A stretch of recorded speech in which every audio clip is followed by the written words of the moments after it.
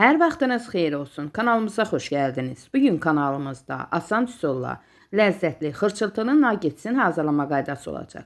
500 qram toyuq filesi, biraz da çörəyin içərisini götürmüşəm. Hər ikisini birlikdə ət çəkən maşından çəkdim. Üzərinə duz, istiot, biraz şirin çili biber tozu, 1 yemək qaşığı soya sosu, 1 yemək qaşığı da duru yağ əlavə edirəm.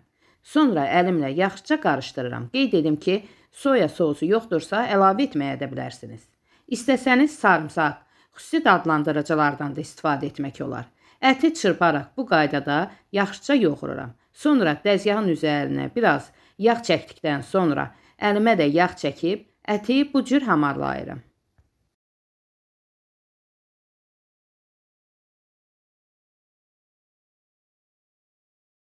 Yaydığım əti bıçaq yardımı ilə bu cür kəsirəm. İstəsəniz ovucun içərisində yumru forma verib o cür də hazırlaya bilərsiniz.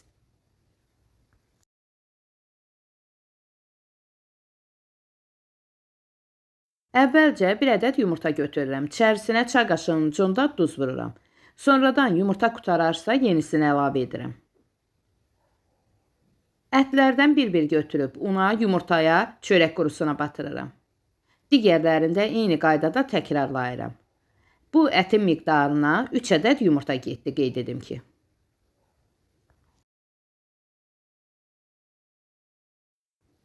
Hazır formaları soyucuda ən azı yarım saat saxladıkdan sonra bişirə və yaxud da buzluqda uzun müddətli saxlaya bilərsiniz. Bu cür qat-qat yerləşdirib salafana bükdükdən sonra soyucunun buzluğunda ən azı 3-4 ay saxlamaq olur. İstədiyiniz zaman götürüb bişirə bilərsiniz. Naggetin bir hissəsini buzluğa qoydum. Yerdə qalanını isə indi qızardacağım. İsti yağın içərisinə əlavə edib qazan orta temperaturunda bişirirəm.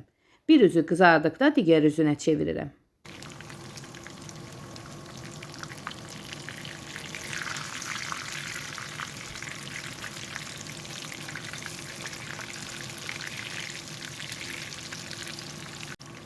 Hər iki üzü qızardıqda yağın içərisindən götürürəm. Yerdə qalan ətləri də yağa əlavə edib qızardıram.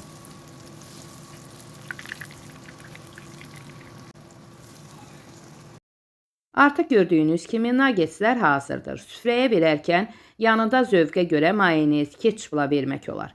Görürsünüz, çox gözəl görünüşü var. Dadına söz ola bilməz. Həm ləzzətli, həm də ki xırçıltılı alınıb. Hazırlayıb dadına baxmağa dəyər. Videom sizlər üçün faydalı oldusa bəyənməyi unutmayın.